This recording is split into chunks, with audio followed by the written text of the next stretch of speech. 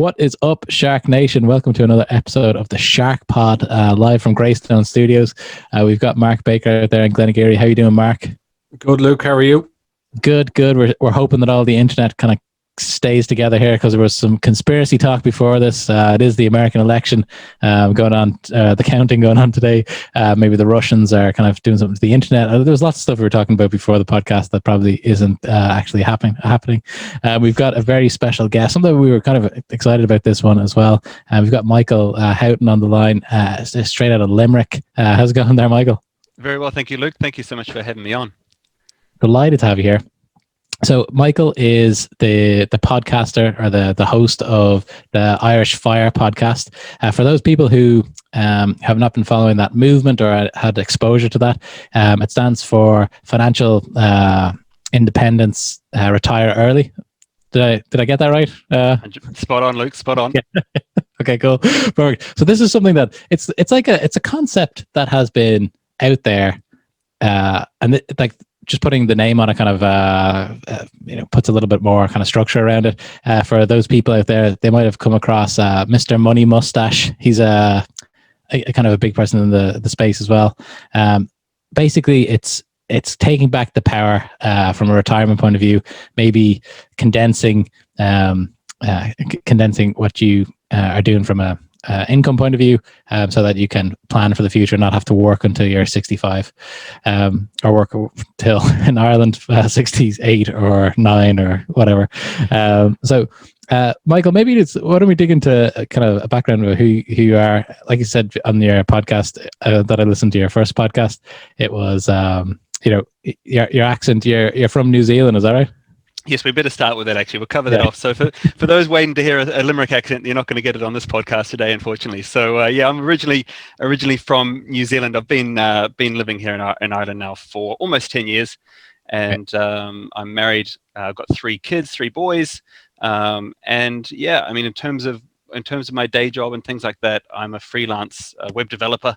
I've always been paid by the time. I've been paid by the hour, and I have to go to work. If I don't go to work, I don't get paid. So, very much a career where it gets very repetitive very quickly. And I think I got to a point in around 2017 where I was working away. It's almost this time of year when you get to Christmas time, and you start reflecting a little bit, and you realize you've hardly had a day off all year.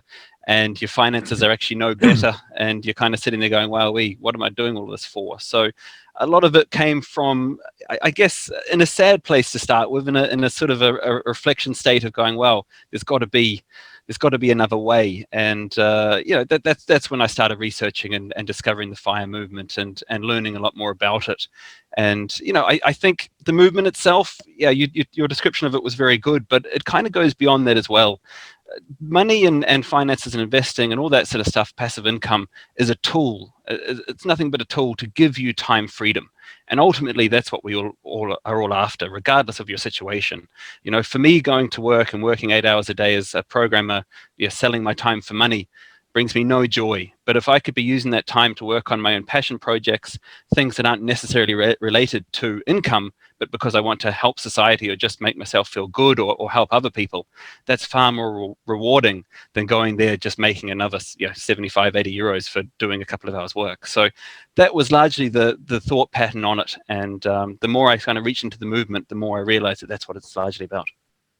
It's such an interesting thing. We've talked to a lot of people now. This is I think episode 48 or something like that, and this has come up over and over again. Where it's not really it's a strange thing that it's not really taught in schools. As in, like, okay, what's the financial plan for you? What do you want to do for? It's kind of like, okay, how much, how can you kind of maximize your income and probably maximize how much you spend, how much you get into debt, all that type of stuff.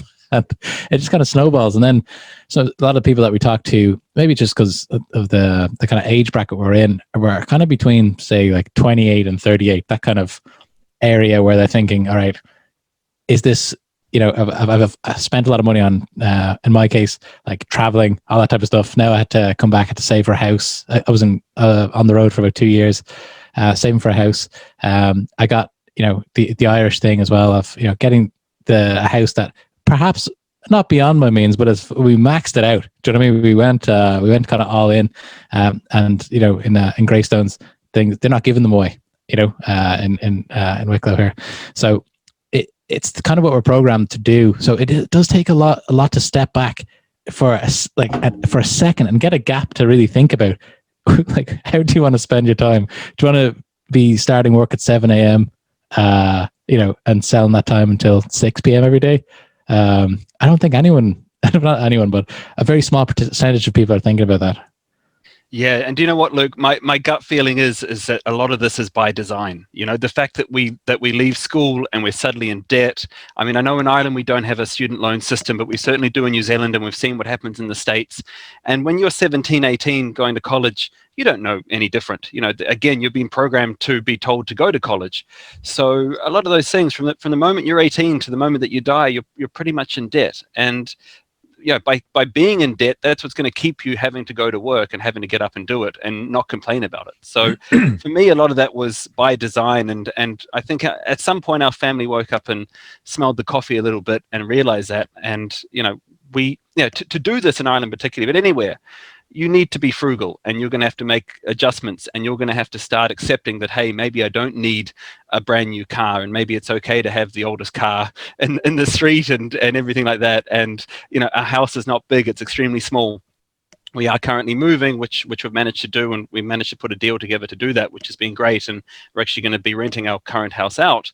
But even to do that was a stretch. And, it's about making financial decisions that are sensible, but always ensuring that you're not putting yourself in that debt that's going to mean that you're going to have to go up and keep working to get out of there, Yeah. And Michael, with financial independence, when you first thought, when it clicked with you that maybe, you were going along the wrong path, so to speak, and then how did you research what it was, and who, where was there anyone that was kind of any particular area or website or person or book that you read to kind of give you a basis as to what it is? Yeah, so I mean, certainly Luke touched on it earlier. Mr. Money Mustache is kind of the American golden boy, if you like, of this stuff, and he's particularly good because he's extremely frugal. He's a happy man. I mean, here's a guy that retired and he went and started building houses and becoming a laborer. Right, so that was he was doing that by choice. He lives off around 25,000 euros a year, and he's all about just happiness. He knows what the purpose of life is. The purpose of life for him is to be happy. And he uses financial independence as a way to be happy. And, fair play to him. Nobody can really knock him for that. But beyond that, there's a few good resources. A lot of people will read Rich Dad, Poor Dad by Robert Kiyosaki. I don't necessarily agree with everything that he says in the book, but there's a lot of stuff there to at least get you thinking about a lot of the stuff, which is good. And Tony Robbins is also an excellent guy to listen to. He has a book called Money Master the Game. He's got some stuff on YouTube which you can watch in 40 minutes. You'll pick up a lot of stuff, which is great. But yeah, there's a lot of stuff to get started.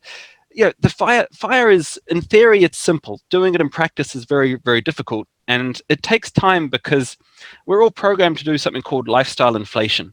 And that's where we get pay rises and we just suddenly then increase our expenses, and we almost do it without thinking about it. And, because we're constantly doing that, it's a lot harder to reverse that trend. And I mean, I can give you an example from our own family. We were spending around 5,000 euros a month a few years ago. We now reduced our expenditures to around 2,000 euros a month. So that's a fairly significant cut in expenses. And the scary thing is that we're probably happier today than we were when we were spending 5,000 euros a month. So it's very much just a lifestyle change, but it takes time. It takes time to get everybody on board to do this sort of stuff. And you've got to have a reason for wanting to do it. For us, it's a way for me to escape what I talked about earlier, the fact that I have to sit there selling my time. I'm 6 years away now from being able to technically be financially independent. Wow. And, I've kind of calculated the days. There's about 12,000 days left of work. So it's a matter of me just getting up and getting on with it. And that's motivating for me. And that's what's actually getting me through, so it's kind of having that end goal in mind. That sounds amazing. Like, Mark, this is something that we talk about Tony Robbins a lot in this podcast as well. Like, Tony Robbins was kind of a weird one. So I grew up without a dad at home. And Tony Robbins was, my mom would always give me those books and those tapes to listen to, and that was kind of like a little role model. So I've spent a lot of time with the Tony stuff, and he kind of talks about this compelling future. He's like, if you're going after a compelling future, you can put up with almost anything. You know, he talks about God, I can't remember the guy's name now. It's a book, The Man's Search for Meaning. It's about the Holocaust survivor guy, and he was saying the only difference between him and the people who were, weren't making it was that he had this future in mind that he was working towards. So it is something, because you're saying 6 years, 12,000 days, whatever, right? If you go ask somebody on the street, or no, how about ask some people that I work with or have worked with in other companies that are making, by anybody's calculation, they're doing very, very well, but they have no end in sight. So it's kind of like, okay, what's the goal here? Is it just to, like you said, inflate the lifestyle, go to Eli in the IFSC and spend $12.50 on mediocre wine per glass? I noticed that the more money that I started to make, the more expensive the drinks became. I don't know how that works. It kind of fits into the kind of trajectory there. But it is something I've never heard anyone that's in our kind of age bracket that says that they're going to be finished in 6 years. Like I know some people who are in their kind of later 50s who can't really see the path to that. So is that, without going into like too many details personally, how would somebody set that up? How do we say, what's the calculation there? Is there something like, okay, I'm going to live to 110, and in the perfect situation, or I want to live till 95. This is the income I need. How does that work, Michael? It's scary, Luke, because it actually doesn't matter how long you're going to live. You almost don't need that calculation. And in the FIRE world, it's all about something called the 4% rule, which basically means that when you can amass an investment amount which is 25 times your annual expenses, then in theory you can live forever if you wanted to, and withdraw down 4% of your portfolio per year, and you will still, in theory, have that money left by the time that you die. Now, there is cases where that isn't true, so it shouldn't be seen as a guarantee, but it's typically seen as a fairly safe bet. So the logic is pretty simple. I mentioned earlier that we have expenses of around 2,000 euros a month. So if you multiply that or put that together annually, that's 25,000 or 24,000 euros a year. If you multiply that by 25, you get 600,000 euros. So effectively what I need to do is amass a portfolio of 600,000 euros, and I can take a safe bet that if I withdraw 4% of that a year, which is at 24,000 euros, that should still be there when I die and should be passed on to my children.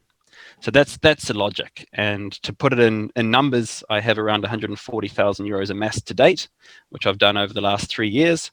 And according to the calculator, which is very simple to put in there, if you work out an average return of 7%, based on the fact that we're saving around 4,500 euros a month, we should be there at about 600,000 euros in about 5 years and 10 months.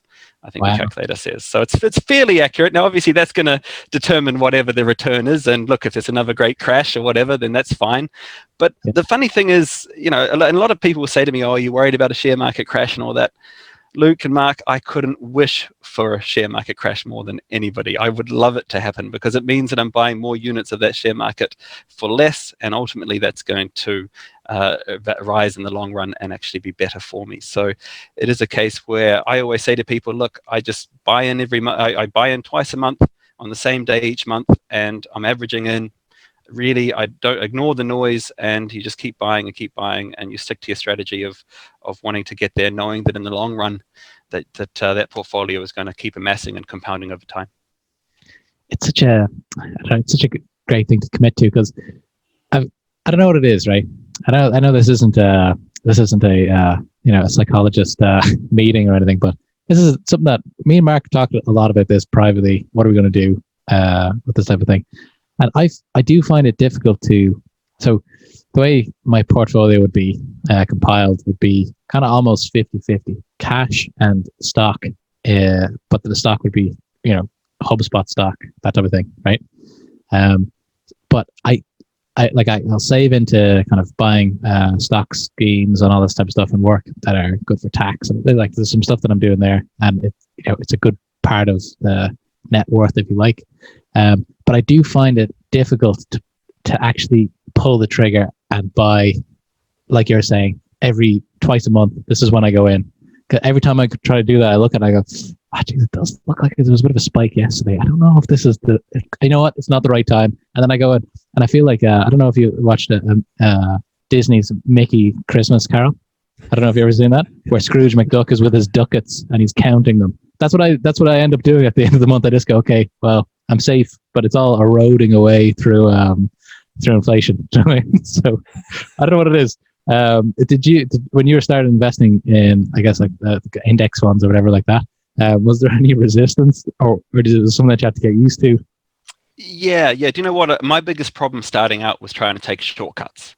So I kind of avoided the share market at first because I didn't really understand it. And I ended up throwing money into what was basically Ponzi schemes and all sorts of bad investments that nobody should ever go near. But I did because I got lured into high returns, or the promise of high returns, and all of this sort of stuff. And I've lost money along the way, serious money. So Luke, I've had to learn the hard way, far more than just worrying about a share market crash, because you've got to remember that with a share market crash, as long as you don't sell and panic, and this is true for anybody. I mean, I have golf buddies that say, oh, I've got friends who lost everything on Bank of Ireland shares. I went down to 3 cents in 2008, and I say, well, hang on, what did they sell? Were they forced to sell? Oh no, well, they sold, they panicked. Well, if they hadn't panicked, they'd be fine today. Yeah. It's the same for anybody that sold out in 2008. It's the same for anybody that sold out back in March. I told people on the podcast back in March, this is a great time to be buying. And lo and behold, I was right. And even if I wasn't right, in the long run, I would have been right. So it's one of these things. It's very much about, the reason that I have a mentality of buying on the same day is because it takes me away from trying to guess the market, because it's a fool's game to try and guess the market. And I have faith in the fact that what I'm buying has been there for 120 years. We've got 120 years worth of share market history. It's been through how many world wars, how many nuclear scares. It's been through the Spanish flu. So it's seen the coronavirus before. This is nothing new for the share market. You've got to look at what it's been through and trust the fact that you are buying, say, 500 of the US's top companies, or 2,000 of the world's top companies, and you just got to let the thing do its thing over time. And so it's very much just about having that mentality. Now, as it is, the way that I've set myself up, and this might be particularly interesting for your guys listeners, is I'm self-employed and I have a company here in Ireland. So I have a company pension, or a director's pension, which allows me to put in almost twice myself, almost the same amount that I would pay myself through salary, which is far greater than what you could get as an employee. If you're an employee, you're lucky to get 20%.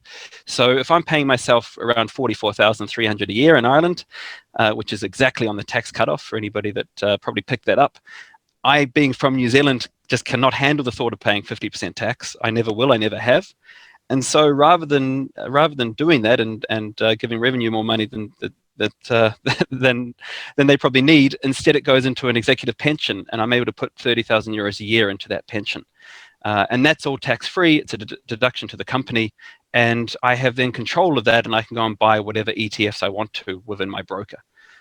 So it allows me to kind of get around that. And the beautiful part of it is that our net tax bill is less than 10%. So it's phenomenal from that point of view. And Michael, in that case, just because a lot of people that we talk to actually own companies and stuff like that, even if they are like smaller ones, and they might be directors of companies, stuff like that. With that type of pension thing, do you have to wait till you're 65 to take that out, or how does that work? Is that for directors? Is it different? It's 50. So 50, okay. You can take it out at 50, which is quite appealing. So for me, that's 13 and a half years away. So again, I mentioned there that I'm 6 years away from being financially independent. As far as I'm concerned, once I'm financially independent, I will have this massive nest egg. And for me to make 24,000 a year, I could do that on working less than 10 hours, or I could go and take a job. I've got quite interest in hockey coaching, and I've done a lot of work for hockey development. I could go and become a hockey development manager, or I could become a hockey coach. If I want to, then I could have ambitions to go and coach a national team. I could actually go and take a job somewhere in something that I like, or something I'm passionate about. I think sometimes the challenge we have in life, and it comes back to something you mentioned earlier, Luke, is it's very, I know this is going to sound like a first world problem, but when you're in a well-paid position, you're kind of trapped, because you can't just suddenly stop that and go and take work for a third less. There's no logic in that when you've managed to work yourself up to get yourself in a position where you are earning good money. And so for me, this journey is largely about digging myself out of a hole and allowing myself to go and work on stuff that I'm really passionate about, without feeling guilty that I'm affecting my family's well-being by giving up a well-paying income. So it's a strange mentality to have, but the pension and financial independence is kind of my ability and my way to allow myself to actually live the life I really want to live. I think that's so interesting as well, because it is true. So like you said, if the goal is to, in this case, 600K, could be whatever the amount that people land on for whatever type of lifestyle they want to have. But when they get to that, it's not like money is impossible to make from then on. You could if you wanted to, you could have like a little stall at a farmer's market or whatever, because you like doing that, and that could chip in a few hundred a week or whatever. It's not complete, but there's not the kind of the monkey on your back to have to do a job maybe that you don't like, but those pay quite a lot. So I know people very close to me like that, where it's a corrupting amount of money that they're being paid, and they're not, that kind of corruption money where you're like, I can't. What am I gonna do? So me and Mark actually talked about that earlier on. We won't bring it up on won't name names on the podcast, but yeah. I love it. I love that description. I just think it's brilliant. It's the best I've heard of somebody that's paid too much money and they're kind of stuck in the wheel, if you like, of having to do that. So it's a brilliant description. So the corruption, Michael, I think one of the biggest kind of things holding people back is from investing is most people feel like they don't have enough money in the first place. So how can they afford to invest? What would you say to people, which the majority of people have that mentality? I would say you've done it before. And I would challenge everybody to go back to 2008 and 2009, when most people found their income slashed and their taxes gone up. Yet, lo and behold, we got through. So for me, the way that I look at it is my pension is another employee in my company that has to be paid. So for me, it's like I talked about earlier that my net tax is 10% or less. But in my mind, my real tax is like 50%, because 40% of that income is going to my pension, and I treat it as an expense, and it has to be paid. There is no getting around that. So it's very much that mindset that, and I think this is the interesting one, and sometimes my wife and I struggle with this. We still spend money. We just don't buy junk. We buy investment properties. We buy index funds. We buy a little bit of Bitcoin here and there. We buy, investments. And when we look at something to buy, we're looking at it from an investment point of view. We're not looking at it from an expense point of view. So I think it's about telling yourself that. It comes back to what Luke kind of talked about earlier as well.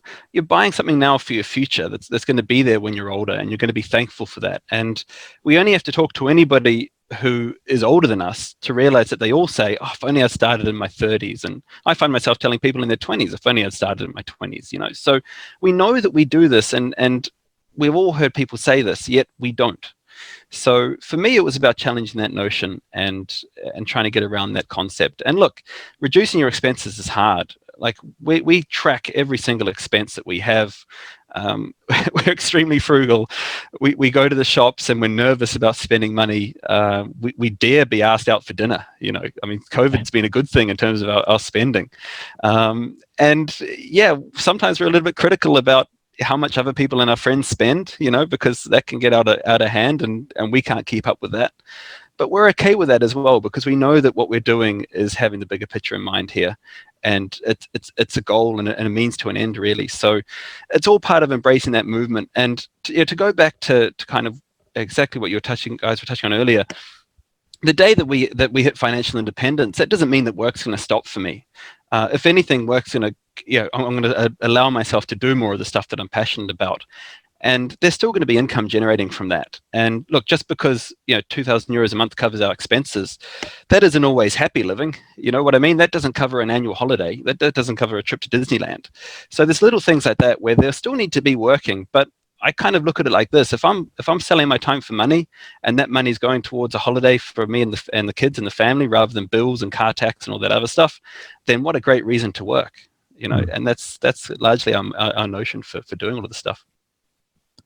It's amazing.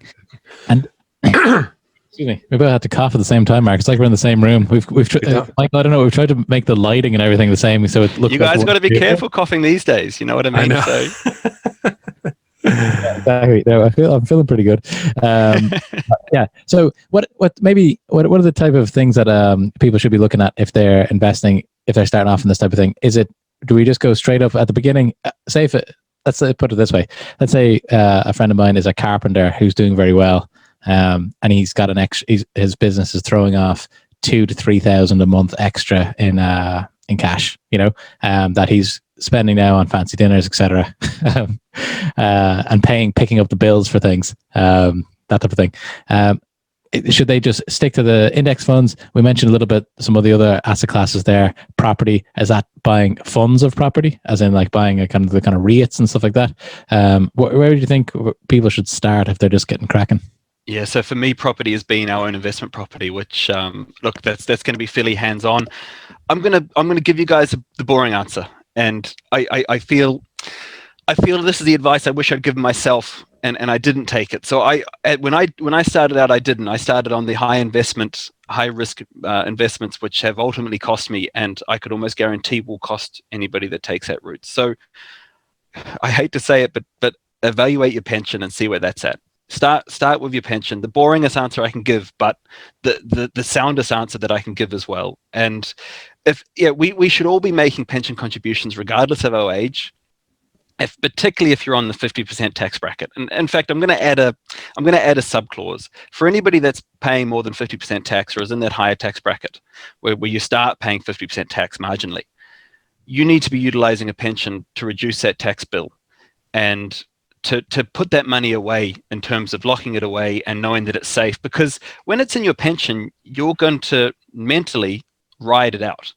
When it's in your name and it's your personal income, it's going to be a lot harder to ride out a fall. But when you know you don't need that money for many, many years, it's a lot easier to sit there and forget about it. So that's where I would start. For anybody who is under the 50% tax bracket, then a pension isn't necessarily the best route. That's where you can start to open a brokerage account at something like DeGiro, and you can just buy a nice ETF.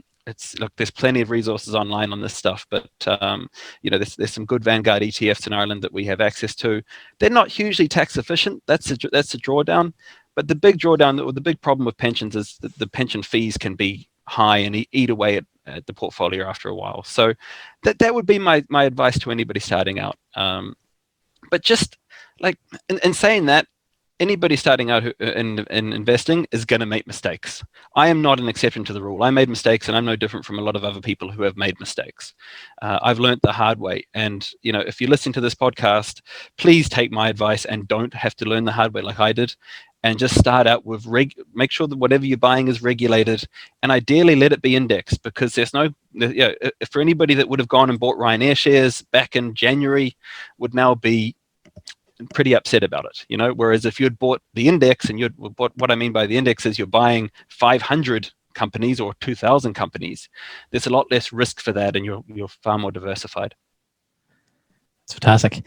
And so now maybe we might switch gears and have a chat about like, what do you do with all this spare time, these passions that we can all have look forward to in only 6 years time. In 6 years, it's hard to imagine. I'm going to do some math after this. All right. I'm going to send Michael an email with the plan, and I'll put it on our website as well, or our Instagram. So it'll be public. We can hold each other to this 6-year plan. But you mentioned before we got started as well, there was some stuff that you're doing around forestry, some social entrepreneurship, some stuff that's close to your heart. What's going on there?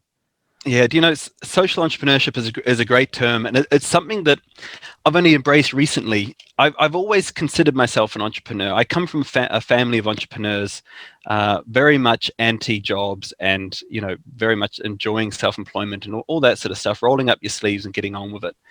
But I've always been a terrible entrepreneur. I have been an entrepreneur that hasn't focused on profit enough, but have somehow managed to make success out of things without it being necessarily making me rich, which is fine. So, the most recent example beyond the Native Tree Project, which I'll talk about shortly, was actually to do with, I mentioned earlier, with hockey clubs. So In the last 18 months, I've started 4 hockey clubs and have had 350 kids now take up the game who wouldn't have otherwise if I hadn't actually started the hockey clubs up.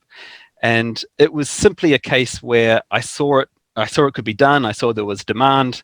And when I spoke to a few people, nothing was really being done. So I started it. And along my journey, I should go back a little bit. I made the decision a couple of years back to actually cut down to part-time work. And up until recently, I was only working around 10 to 15 hours a week.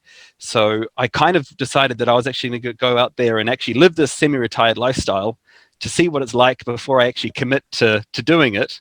And what I learned was it's fantastic. It really is great. So I was able to have all this time to do the hockey club projects and do all this cool entrepreneur stuff.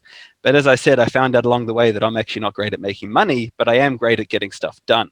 So I went and did that, and that was great. And then I started looking around at forestry, and the Irish forestry industry, it's got a little bit of a bad reputation. And you guys are probably aware that like Ireland's lost more of its native woodlands than any other country in Europe.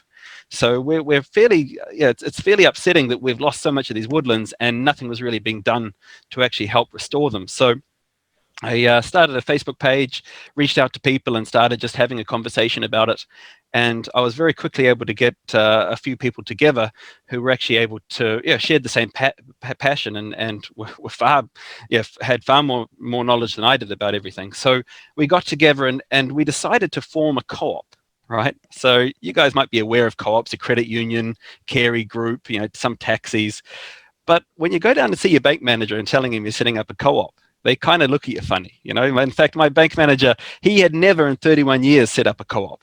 So we managed to start doing it, and this was formed all during lockdown. And we got 7 what they called special members, and we drove around when you could drive around before it got really bad lockdown again. And we met and we signed all this paperwork, and the paperwork was like nothing I've ever seen before. And we managed to finally get it set up. And a couple of weeks ago, we got the bank account set up, which is great. And we have managed to get over €100,000 pledged to buy some land. And we've received around half of that so far to date. And 2 days ago, we actually just paid up €32,500 to our solicitor to buy our first bit of land in Roscommon. And We're on track to plant 12,000 native trees earlier or later this month. So, we've managed to actually get something going. And the cool thing about all of this is that, while it's obviously great from an environmental point of view and we're actually doing stuff, you also get a return because as part of setting up these native woodlands, the government pays these grants every year. They're tax-free grants. And basically, as a shareholder, you now receive a percentage of that grant depending on how many shares you get.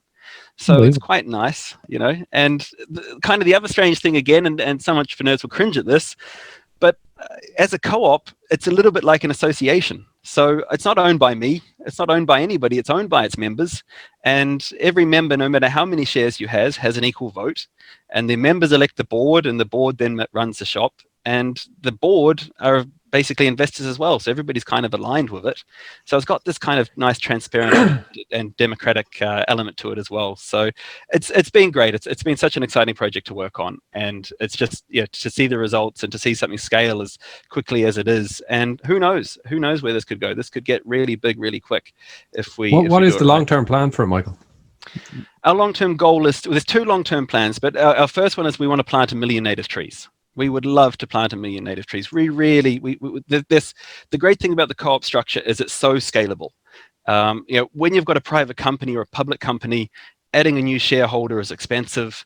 With a co-op, it's all done internally, so there's no cost to us to add another shareholder.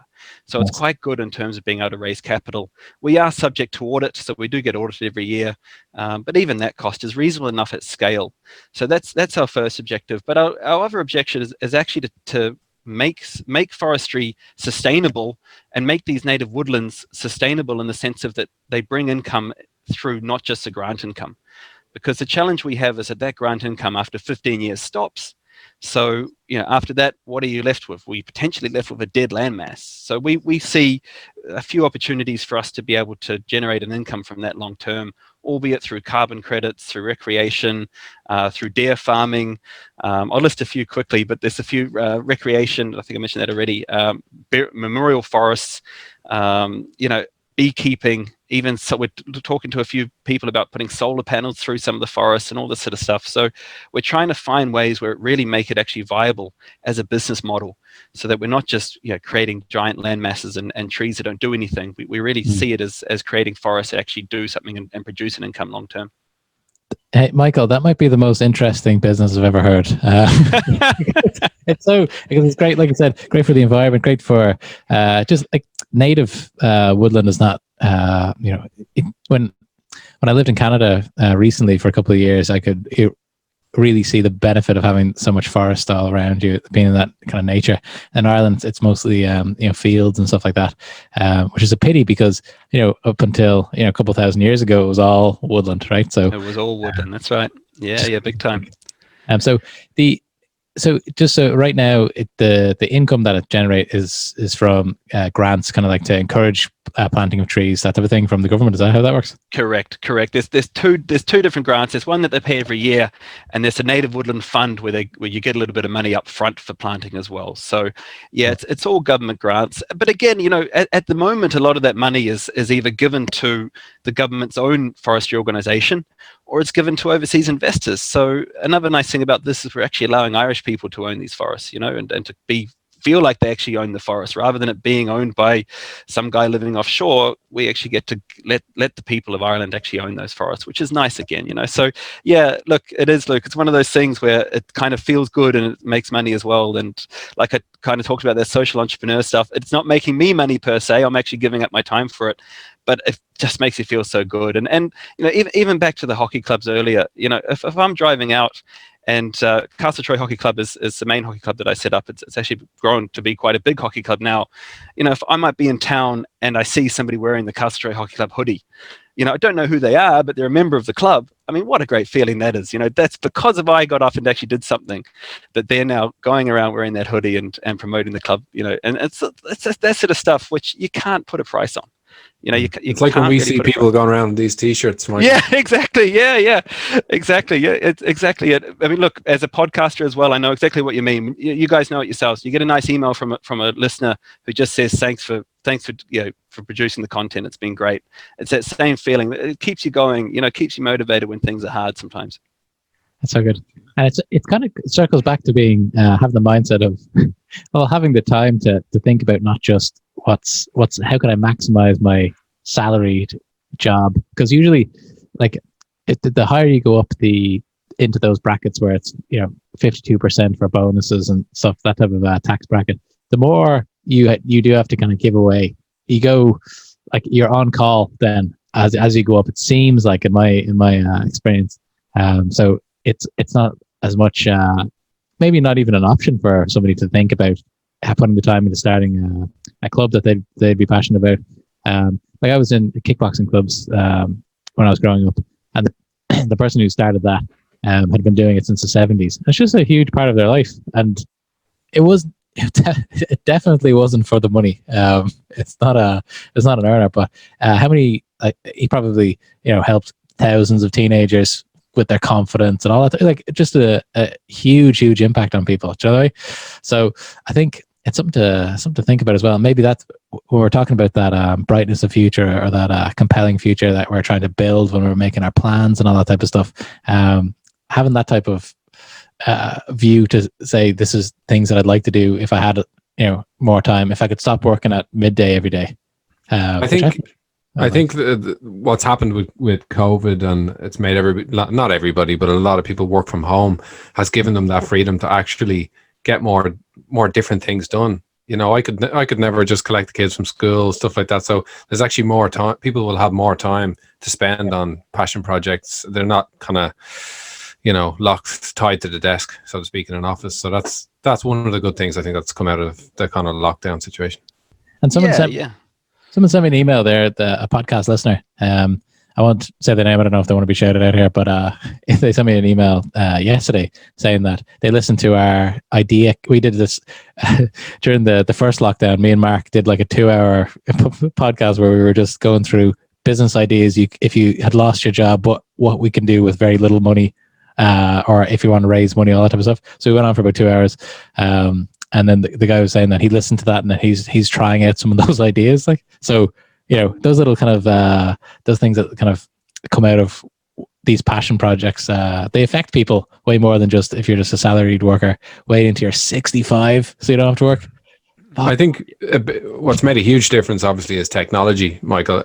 How important do you think that is, nowadays to actually achieve this kind of thing? Technology, how big a part does it play? Yeah, I will be honest. I've probably had a little bit of an advantage being a web developer, and I've been able to build systems that allow me to kind of help with this. So even with the hockey clubs, I was able to put together pretty good websites where people would go and register, and we'd run open days, and particularly with the Native Woodland Co-op, a great website together that allows people just to go and sign up and do it all seamlessly.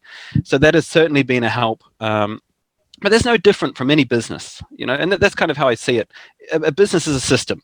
So why not set up a hockey club as a system? Why not set up a co-op as a system and build that system to actually give you that efficiency? And so it's the same kind of concept. It's valuing that efficiency and building it, but building out a system, whether it's a limited liability company or a co-op or a club or an association. It's all the same thing at the end of the day. It's just, rather than chasing the profit, you're chasing something bigger than that. So that's what it comes down to. Yeah, and I think to be able to learn about all these different things, how to set up a company, how to build a website, getting in touch with people, building Facebook pages, that all comes down. You can learn all that online. That's the great thing about it. Yeah, you can. And again, even doing those passion projects, I learned how to set up an association. I learned to go down to the bank and say, look, here's the Constitution. And I say that kind of cheekily in the camera, but I had no idea what I was doing. And then you're waiting for the reaction of no, Mr. Houghton. But they said, yes, Mr. Houghton, here you go. And just fill out this documentation, Mr. Houghton. So it's very much, I feel like my life is a big pile of paperwork sometimes.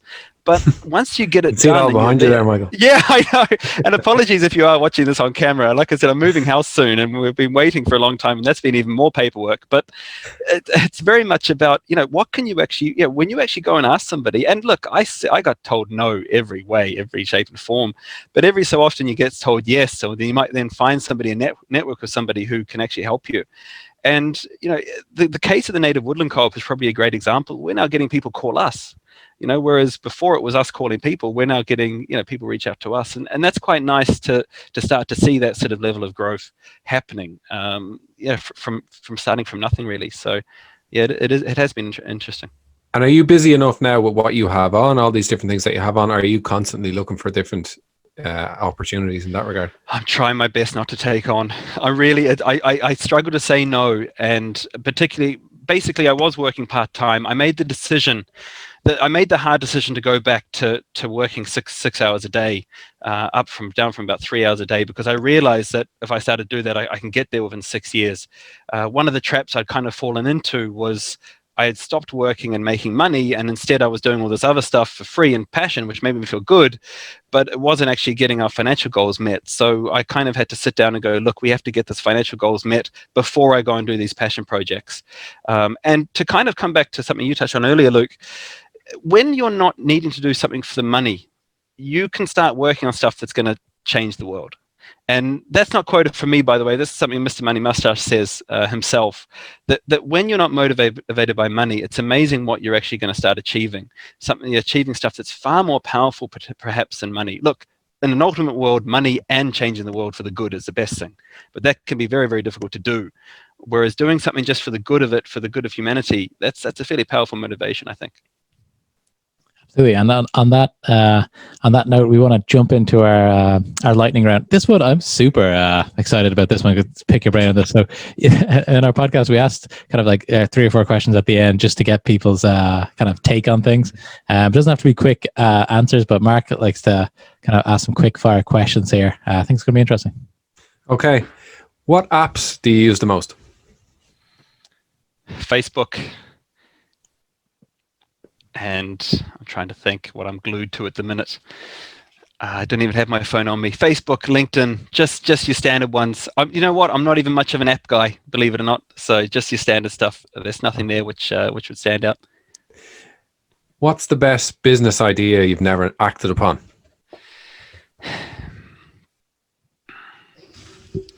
I hope you guys can edit some of this out while I'm thinking. It's okay. I know, buying Bitcoin back in 2009. I know it's not so much a business idea, but I had the opportunity to do it. Okay. And what's your thoughts on Bitcoin now? Right now, as an investment? I own some Bitcoin. The reason I struggle with some Bitcoin and things like gold is they don't do anything fundamentally. It's all speculation. Whereas at least if you're buying something like stocks, you're actually getting dividends, and so you're at least your money's actually doing something. Whereas if Bitcoin is just sitting there and it's not doing anything, I own Bitcoin because I've got FOMO, and I don't want to get FOMO again. Right. So at least if it does do something, I'm going to be in for the win. And if it goes down to nothing, well, I'm not going to be too far down anyway. I own less than 1% of my portfolio in Bitcoin. Okay. What time do you get up at in the morning, and what time do you go to sleep? This is a great question, Mark. So this might shock you a little bit, but I am still on daylight savings time. I've refused to adopt into winter hours in Ireland. So I've been getting up at... I've been getting up at 6 a.m., which is your guys' 6 a.m. winter time, which is summertime, 7 o'clock. And I have my children also still on summertime. And so they're still getting up early. So I'm at work at 6:30 every morning. And I would typically go to bed at around 10:30 to keep myself on check with the summertime. Interesting. So that's another part of the freedom is picking whatever calendar and time that you want to. 100%, yeah. Particularly because the clients I work with are based all around the world anyway, so they've got no preference for when I actually do the work. But I decided I thought it's better to start in darkness than finish in darkness. That's kind of my logic. 100%. Couldn't agree more. If you could do business anywhere in the world, where would it be? Fuerteventura, Lanzarote, somewhere where I could actually just, and get a little bit of sunshine and enjoy. Ireland's an amazing country for raising family and everything like that, but the weather does let it down. So yeah, for me, it's once the kids are growing up, somewhere tropical. I was going to say, is the kind of freedom of location something that you think about, living somewhere else? Oh, definitely. I've lived in 3 countries in my life, and I've traveled the world working as well. So yeah, I'm certainly, as much as I love living in Ireland, I don't feel tied to one country.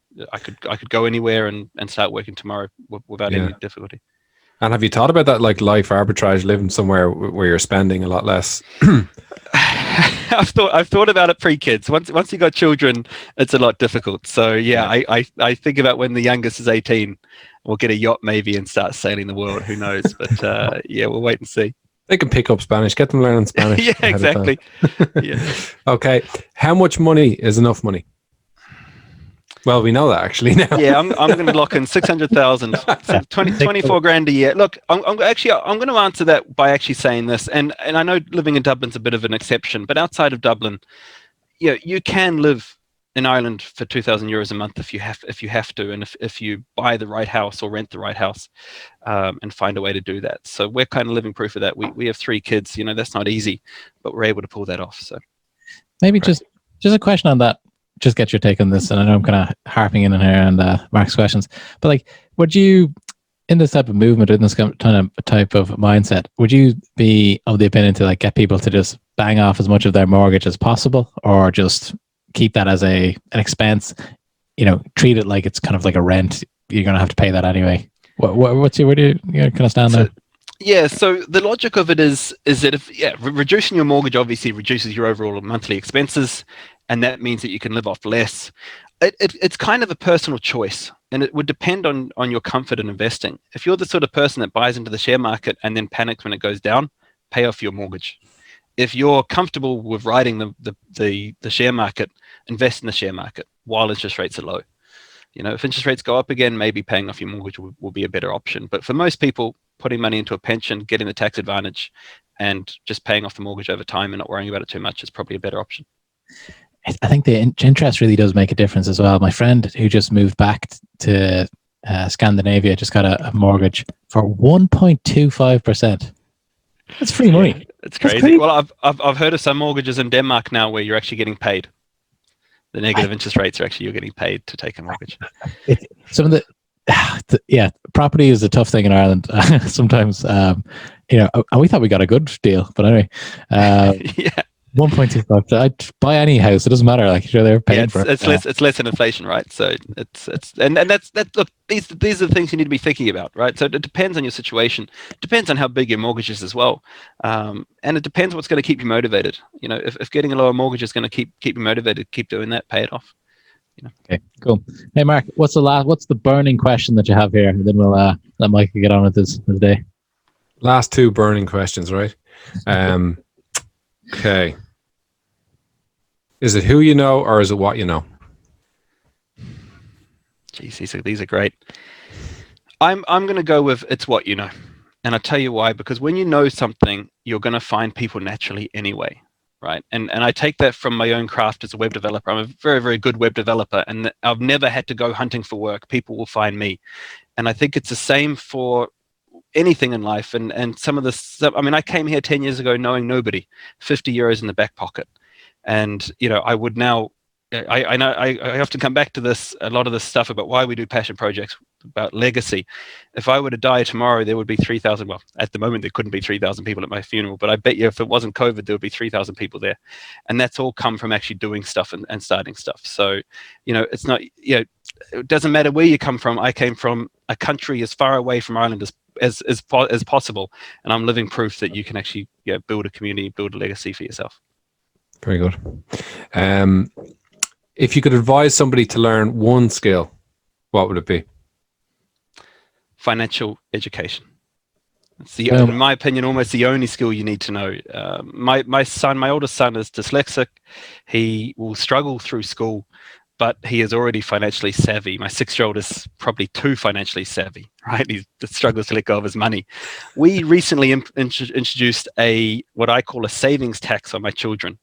So every time they buy something, they have to pay 50% into a savings account, right? So it means that when they go and spend, if they go and spend 10 euros at Smith's, it's really costing them 15 euros and 5 euros is put away for them.